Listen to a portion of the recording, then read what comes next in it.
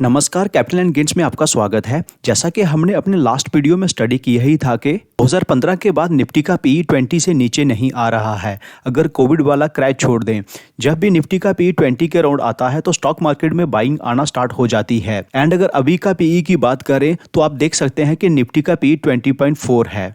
दूसरी interesting market की happening जो हमने आपसे शेयर की थी वो ये कि सितंबर 20 के बाद यानी कि 17 मंथ्स के बाद ऐसा पहली बार देखने को मिला है कि एफआईआईज एंड डीआईज दोनों ही नेट बायर हैं। एंड ये हुआ है मार्च 23 में। तो यहाँ आप देख सकते हैं कि मार्च 23 में एफआईआईज एंड डीआईज दोनों ही नेट बायर रहे हैं। सबसे बड़ी हैपनिंग ये है कि मार्च 22 में अप्रॉक्सीमेट 3500 करोड़ की डीआईएज ने बाइंग की है एंड एफआईआईज ने 2000 करोड़ की बाइंग की है।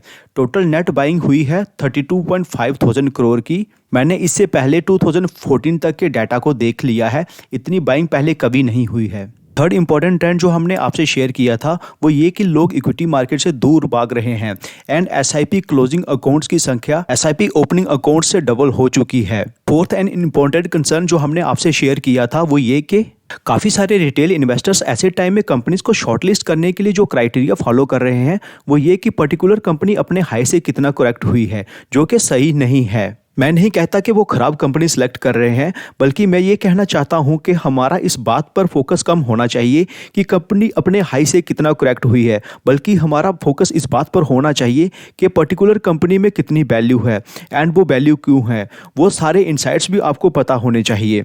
After all price is just what we pay and value is what we get. Value के साथ साथ जो और भी इंपॉर्टेंट डाटा आपको पता होना चाहिए वो ये कि सेक्टर में कैसी ग्रोथ है, आउटलुक कैसी है, जिस कंपनी को हम सेलेक्ट कर रहे हैं उसमें क्या डेवलपमेंट्स हो रही हैं, कंपनी का आउटलुक कैसा है, कैपेक्स किस तरह का हो रहा है, फ्यूचर में कंपनी को कैसी वैल्यूएशन मिल सकती है। इन्हीं पॉइंट्स को माइंड में रखकर हमने एक सीरीज स्टार्ट की है। यहाँ हम कुछ कंपनीज को आपके सामने रख रहे हैं जिनकी मार्केट कैप भी बड़ी हो, एटलीस्ट मिड कैप तो हो, सो दैट हमारी कैपिटल भी काफ़ी हद तक सेफ रहे एंड मार्केट सेंटीमेंट के पॉजिटिव होते ही क्विकली न्यू हाई लगाने के लिए निकल पड़े। फ्रेंड्स, इस तरह का वीडियो बनाने में काफ़ी मेहनत लगती है। इनफैक्ट मुझे भी एक वीडियो को बनाने में 15 आवर से ज़्यादा का समय लगता है। इसलिए मैं चाहता हूं कि मेरे हार्डवर्क को एक्नॉलेज करने के लिए आप वीडियो को लाइक ज़रूर करें एंड चैनल को भी सब्सक्राइब करें अगर वीडियो अच्छा लगे, जिससे कैपिटल एंड गेन्स फैमिली की रीच बढ़ेगी। नई सीरीज में हमने ऑलरेडी 3 स्टॉक्स का एनालिसिस कर दिया है, जिसमें Eicher Motors, Bajaj finance and Asian paints हैं। अगर आप भी चाहते हैं कि आप भी अपने कंपनीज को खुद से एनालाइज करें तो वीडियो को स्किप करके ना देखें। आज का वीडियो हमारा फुटवेयर सेक्टर की कंपनी पर है एंड नेक्स्ट वीडियो हमारा एफएमसीजी कंपनी पर होगा।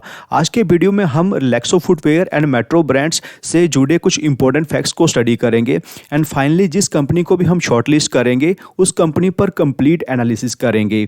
आई रिक्वेस्ट कि अगर किसी की फेवरेट कंपनी शॉर्टलिस्ट नहीं होती है तो उसके लिए हेट मत दीजिएगा। आफ्टर ऑल हमारा ऑब्जेक्टिव लर्निंग का है। जब हमें सेक्टर की 2-3 कंपनीज में से किसी एक को शॉर्टलिस्ट करना होता है तो हमें किन पॉइंट्स को स्टडी करना होता है, वीडियो में आज हम वो सीखने वाले हैं। सबसे पहले हमें सेक्टर का पता होना चाहिए, तो स्टार्ट करते हैं हम फुटवेयर सेक्टर्स के हाईलाइट से।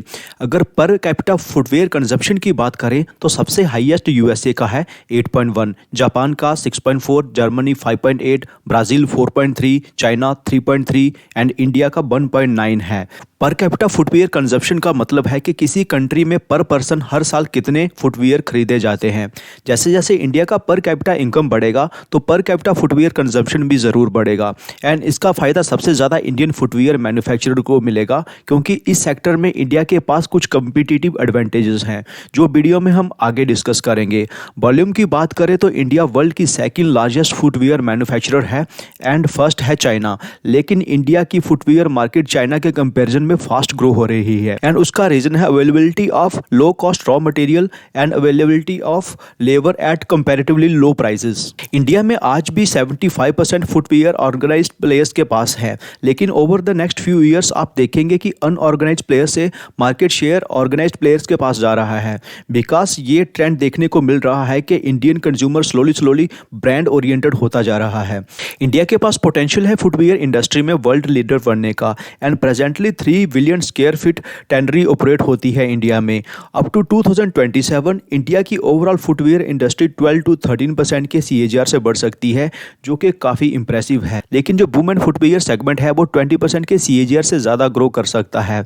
उसका रीज़न है कि वुमेन का फुटवियर कंजप्शन मेन से ज़्यादा है and organised women footwear segment अभी बहुत छोटा है। बहुत इंपॉर्टेंट पॉइंट है, वीडियो में आगे काम आएगा। इंडिया में footwear production and export 8 times से ज़्यादा ग्रो हो सकता है due to the availability of low cost raw material and low cost labour. लेकिन मिस्टर पीयूष गोयल जी जो कॉमर्स एंड इंडस्ट्री के मिनिस्टर हैं, उन्होंने प्रोडक्शन में 10 टाइम्स से ज़्यादा की ग्रोथ की बात की थी अक्टूबर 22 के आगरा समिट में। लेकिन मिस्टर पीयूष गोयल जी इस पर्टिकुलर इंडस्ट्री के मिनिस्टर हैं, हो सकता है कि उन्होंने ज़्यादा ही ऑप्टिमिस्टिक नंबर सबके सामने रखे हों, लेकिन हम एक्सपेक्ट कर सकते हैं कि प्रोडक्शन 8 टाइम्स तक तो ग्रो करेगी। सेक्टर में प्रोडक्शन अगर 8 टाइम्स तक ग्रो करती है तो सेक्टर में ऑपरेट करने वाली कंपनीज 15 टाइम्स 20 टाइम्स तक भी ग्रो कर सकती हैं। हर 1000 पेयर्स के पीछे 425 जॉब सिक्योर होती है। एम्प्लॉयमेंट के मामले में भी ये काफ़ी इंपॉर्टेंट सेक्टर है, इसलिए गवर्नमेंट इस सेक्टर को लेकर कुछ इनिशिएटिव्स ले रही है so that Indian leather goods, sports wear and footwear को जीरो ड्यूटी एक्सेस मिले इंटरनेशनल मार्केट में थ्रू फ्री ट्रेड एग्रीमेंट। अब हम आ जाते हैं कंपनीज के कंपैरिजन पर। बेटर पिक्चर के लिए हम एनुअल रिजल्ट्स देख लेते हैं एंड इसमें भी हमें फोकस करना है ऑपरेटिंग प्रॉफिट मार्जिन्स पर। 2020 में तो कोविड आ गया था, इसलिए हम 1-2 साल पहले से डाटा देखना स्टार्ट करते हैं। हम स्टार्ट करते हैं फाइनेंशियल ईयर 20 से, बिकॉज उसमें जो डाटा होगा वो अप्रैल 2019 से स्टार्ट होगा। रिलैक्सो फुटवेयर के केस में देखें तो ऑपरेटिंग प्रॉफिट मार्जिन 12 to 16% के बीच में देखने को मिल रहा है, लेकिन मार्च 21 में ऑपरेटिंग प्रॉफिट मार्जिन जो है वो 21% हुए थे। उसका रीज़न ये है कि कोविड में प्रीमियम प्रोडक्ट वाले शोरूम एंड आउटलेट्स सब बंद थे, लेकिन रिलैक्सो गली नुक्कड़ की सब दुकानों पे मिलता है, इसलिए मजबूरी में लोगों को रिलैक्सो खरीदना पड़ा, जिससे इनको बेटर प्रॉफिट्स मार्जिन मिले। कोविड में ही इनको हाईएस्ट एवर ऑपरेटिंग प्रॉफिट्स मिले हैं। वहीं दूसरी ओर मेट्रो ब्रांड्स की बात करें तो इनके operating profit margins Covid period में ही कम हुए थे एंड वो थे 22%। लेकिन रिलैक्सो के जो highest ever operating profit margins थे उससे भी ज़्यादा हैं। कोविड वाले पीरियड को इग्नोर करें तो metro brands operating profit margin 28 से 33% के बीच मेंटेन कर रही है एंड ये सारी फुटवेयर इंडस्ट्री में सबसे ज़्यादा है। कैंपस के लास्ट 4 ईयर्स में हाईएस्ट ऑपरेटिंग प्रॉफिट मार्जिन 20% है। बाटा के हाईएस्ट ऑपरेटिंग प्रॉफिट मार्जिन 28% है, जो कि बेटर है, लेकिन इसका ऑपरेटिंग प्रॉफिट मार्जिन्स बहुत ही इनकंसिस्टेंट है, कभी 28%, कभी 10%, कभी 18%। मार्च 21 के बाद की बात हो रही है। इतने इनकंसिस्टेंट ऑपरेटिंग प्रॉफिट मार्जिन वाली कंपनी को अच्छी वैल्यूएशन नहीं मिलती, क्योंकि इन्वेस्टर्स के लिए फ्यूचर प्रॉफिट्स को फोरकास्ट करना काफ़ी मुश्किल होता है। लेकिन मेट्रो ब्रांड्स के केस में ऑपरेटिंग प्रॉफिट मार्जिन लगातार बढ़ते जा रहे हैं लास्ट के 4 ईयर्स से, एक्सेप्ट कोविड वाला पीरियड। अब इसका असर ये हुआ है कि रिलैक्सो ने ट्रेलिंग 12 मंथ्स में सेल्स बनाई है अप्रॉक्सीमेट 2700 करोड़ की एंड मेट्रो ब्रांड्स ने जनरेट की है अप्रॉक्सीमेट 2000 करोड़। मीन्स रिलैक्सो ने 700 करोड़ ज़्यादा रेवेन्यू जनरेट की है as compare to metro brands. लेकिन रिलैक्सो ने ऑपरेटिंग प्रॉफिट्स बनाए हैं 329 करोड़ एंड मेट्रो ब्रांड्स ने बनाए हैं 665 करोड़। मीन्स रिलैक्सो से डबल। रिलैक्सो की रेवेन्यू एंड प्रॉफिट मार्जिन में 9 टाइम्स का डिफरेंस है, लेकिन मेट्रो ब्रांड्स की रेवेन्यू एंड ऑपरेटिंग प्रॉफिट्स में 3 टाइम्स से भी कम का डिफरेंस है। अगर नेट प्रॉफिट की बात करें तो रिलैक्सो ने बनाए हैं 155 करोड़ एंड मेट्रो ब्रांड्स ने बनाए हैं 366 करोड़। रिलैक्सो से डबल नेट प्रॉफिट्स बनाए हैं, जबकि मेट्रो ब्रांड ने रिलैक्सो से 700 करोड़ कम सेल की थी। आप सेम स्टडी को फाइनेंशियल ईयर 22, फाइनेंशियल ईयर 20 के लिए भी लगा सकते हैं, लेकिन फाइनेंशियल ईयर 21 से मत लगाना, क्योंकि कोविड वाला पीरियड का सबसे ज़्यादा फायदा पूरे फुटवियर इंडस्ट्री में रिलैक्सो फुटवियर को मिला था। मैंने पूरी फुटवियर इंडस्ट्री को कंपेयर किया है, यहाँ मुझे पता चला कि मेट्रो ब्रांड्स की रेवेन्यू बाटा एंड रिलैक्सो से कम है, लेकिन नेट प्रॉफिट इंडस्ट्री में सबसे ज़्यादा है। रिलैक्सो, बाटा एंड कैंपस के कंपैरिजन में मेट्रो ब्रांड्स की प्रेजेंस हर जगह अभी नहीं है। Mostly Porsche areas, malls and outlet में ही इनके स्टोर्स एंड शोरूम्स देखने को मिलते हैं। लेकिन जैसे जैसे कंपनी अपने स्टोर्स का एक्सपेंशन कर रही है, रेवेन्यू में भी मैसिव ग्रोथ हो सकती है। जब हमने स्टडी को यहाँ तक कर लिया है तो हमें कच्चे इन्वेस्टर्स की तरह यही नहीं रुकना, अब वो रीजंस भी फाइंड आउट करने हैं कि आखिरकार मेट्रो ब्रांड्स इंडस्ट्री में सबसे ज़्यादा प्रॉफिट मार्जिन्स कैसे जनरेट कर पा रहा है। फर्स्ट रीजन ये है कि metro brands aspirational and brand oriented consumer को टारगेट करती है। मतलब कंपनी प्रीमियम सेगमेंट में ऑपरेट करती है। जो एस्पिरेशनल कस्टमर होता है वो अपनी पसंद की ब्रांड के लिए ज़्यादा पे करने के लिए भी रेडी होता है, बिकॉज ये कस्टमर फाइनेंशियली स्ट्रॉन्ग होता है। लेकिन रिलैक्सो मास चप्पल सेगमेंट में ऑपरेट करता है एंड इस सेगमेंट का कस्टमर बेटर क्वालिटी के साथ रीजनेबल प्राइस को फोकस में रखता है एंड इसलिए इस सेगमेंट में प्रॉफिट मार्जिन कम मिलते हैं। कुछ इकोनॉमिस्ट एंड एनालिस्ट का मानना है कि बाय 2045 एवरेज इंडियन की पर कैपिटा इनकम में 10 टाइम्स की ग्रोथ होगी। जैसे जैसे पर कैपिटा इनकम बढ़ेगा तो प्रीमियम सेगमेंट के लिए भी बड़ा कस्टमर बेस तैयार होता जाएगा एंड इस सेगमेंट में metro brand dominant position hold करता है। नेक्स्ट रीजन ये है कि मेट्रो ब्रांड अपनी मैन्युफैक्चरिंग कॉन्ट्रैक्ट पर कराता है, जिससे मैनेजमेंट अपना सारा फोकस ब्रांड बिल्डिंग पर कर रही है। ब्रांड की ज्यादा एक्सेप्टेंस मींस कस्टमर से ज्यादा प्रॉफिट्स मार्जिन निकालने में आसानी। कॉन्ट्रैक्ट मैन्युफैक्चरिंग वाला फार्मूला वैसे अब मिर्जा इंटरनेशनल भी अडॉप्ट कर रही है, जिसकी फ्लैगशिप ब्रांड रेड टेप अभी डीमर्ज हुई है। थर्ड एंड सबसे इंपॉर्टेंट रीजन ये है कि मेट्रो ब्रांड की 40% रेवेन्यू वुमेन सेगमेंट से आता है। आपको याद होगा कि वीडियो के स्टार्ट में मैंने वुमेन फुटवेयर सेगमेंट के बारे में क्या बताया था। वीडियो पॉज करके कमेंट सेक्शन में बताएं। वो ये कि इसमें 20% की ग्रोथ के एस्टिमेट्स हैं।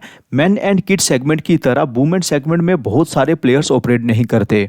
यही कारण है कि क्यों मेट्रो ब्रांड पूरी इंडस्ट्री को आउट परफॉर्म कर पा रही है। आई होप कि अब आपको समझ आ रहा होगा कि हम वीडियो में आगे एनालिसिस किस कंपनी पर करने वाले हैं।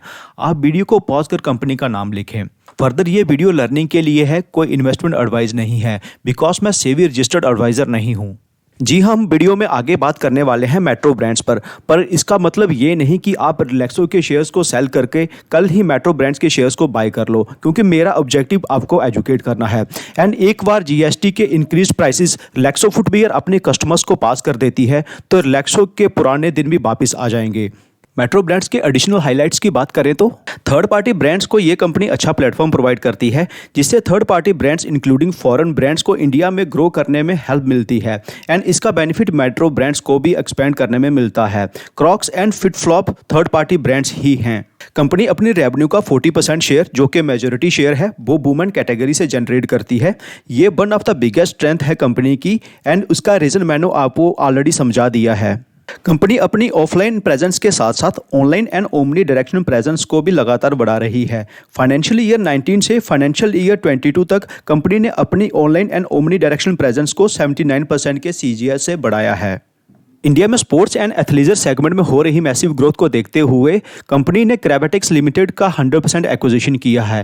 क्रेबेटेक्स के पास फिला ब्रांड के एक्सक्लूसिव लाइसेंस है, जिसके अकॉर्डिंग क्रेबेटेक्स फिला के बिजनेस को यूके में, Ireland, middle east and north Africa में मैनेज करेगी। इसके साथ साथ क्रेबेटेक्स के पास प्रोलिन एंड बैंड्स नाम के ब्रांड्स भी है। इसी के साथ मेट्रो ब्रांड की presence sports and athleisure segment में भी हो जाएगी, जिसकी एक्सेप्टेंस इंडिया में काफ़ी फास्ट पेस पर हो रही है। क्रेबेटेक्स का एक्विजिशन कंप्लीट हो गया है एंड अब मेट्रो ब्रांड्स की सेल में एनुअली 600 करोड़ से ज्यादा का शेयर क्रेबेटेक्स से आएगा। कुछ और नंबर्स की बात करें तो रिटर्न ऑन कैपिटल एम्प्लॉयड है कंपनी का 19.9% एंड रिटर्न ऑन इक्विटी है 20.2%, जो कि रिलैक्सो फुटवियर से ज़्यादा है। डेट टू इक्विटी है कंपनी की 0.56, जो कि रिलैक्सो फुटवियर से थोड़ा सा ज़्यादा है। लेकिन कंपनी एग्रेसिवली न्यू स्टोर्स को ओपन कर रही है एंड क्रेबेटेक्स को भी कंपनी ने रिसेंटली ही एक्वायर किया है, तो ये डेट टू इक्विटी जस्टिफाई लगती है। एंड 1 से नीचे की डेट टू इक्विटी वैसे भी विद इन मैनेजेबल लिमिट्स में होती है। कंपनी बुक्स में कितना भी प्रॉफिट क्यों ना कर रही हो, लेकिन असल में मैटर वही करता है कि कंपनी के पास कैश के रूप में कितना आ रहा है। कैश फ्लो स्टेटमेंट को देखें तो कैश फ्रॉम ऑपरेटिंग एक्टिविटी से भी कंपनी लगातार अच्छी कैश जनरेट कर रही है एंड यही साइन होता है one of the best company का। शेयर होल्डिंग पैटर्न की बात करें तो प्रोमोटर्स के पास 74.2% की होल्डिंग है, एफआईआईज के पास 3.2% की होल्डिंग है, डीआईज के पास 4.93% की होल्डिंग है एंड पब्लिक के पास 17.65% की होल्डिंग है। पब्लिक के पास 17.65% है, लेकिन एक्चुअल में रिटेल इन्वेस्टर्स के पास कितनी होल्डिंग है एक बार वो देख लेते हैं। फ्रेंड्स, ये झुंझुनूवाला फैमिली की बैक्ड कंपनी है। हम इसलिए स्टडी नहीं कर रहे कि रेखा झुंझुनूवाला का इसमें इन्वेस्टमेंट है, बल्कि हम इसलिए स्टडी कर रहे हैं क्योंकि कंपनी के बिजनेस में दम है एंड मैनेजमेंट भी जबरदस्त है। 9.6 एंड 4.8 दोनों को मिलाकर हो जाता है 14.4%। मीन्स 14.4% कंपनी रेखा झुंझुनूवाला के पास है। हम एंड आप जैसे रिटेल इन्वेस्टर्स के पास सिर्फ 3.2% ही है। फ्रेंड्स, मैं बहुत बार अपने वीडियोस में बताता हूँ कि जब किसी कंपनी में मैसिव ग्रोथ का स्कोप होता है तो रिटेल इन्वेस्टर्स के हाथों से माल निकाल निकाल लिया जाता है। दिसंबर 21 में पब्लिक होल्डिंग से अगर झुंझुनवाला जी की होल्डिंग को माइनस करें तो रिटेल इन्वेस्टर्स के पास 13.8% की होल्डिंग थी एंड आज आ गई है सिर्फ 3.25%।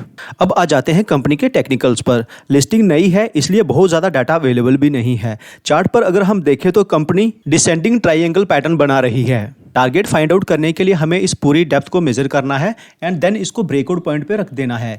तो अब इसको उठाकर हम रख देते हैं। लेट्स से कि अगर ब्रेकआउट यहाँ से भी होता है, अगेन इसको अभी हमें प्रेजेंट प्राइस से मेजर करना है सो दैट हमें टारगेट मिल पाए एंड ये निकल के आता है 33% का। कंपनी अगर प्रेजेंट पॉइंट से भी ब्रेकआउट लेती है तो पहला टारगेट 33% का आता है। सेकेंड टारगेट हम नेक्स्ट 1 ईयर का लेंगे एंड उसको निकालने के लिए फोरकास्ट ईपीएस जाने के मार्च 24 का ईपीएस एंड फॉरवर्ड पीई लेंगे, क्योंकि स्टॉक प्राइस का फार्मूला है price to earning multiplied by earning per share. तो स्टार्ट करते हैं प्राइस टू अर्निंग से। मार्केट की इस वीकनेस में कंपनी को पीई मिल रहा है 60.2 का, लेक्सो को मिल रहा है 135 का, कैंपस को मिल रहा है 92.65 का। बाटा का पीई कम है दैट इज 56 का, बिकॉज उसके प्रॉफिट्स लास्ट 4 to 5 ईयर से काफ़ी इनकंसिस्टेंट आ रहे हैं।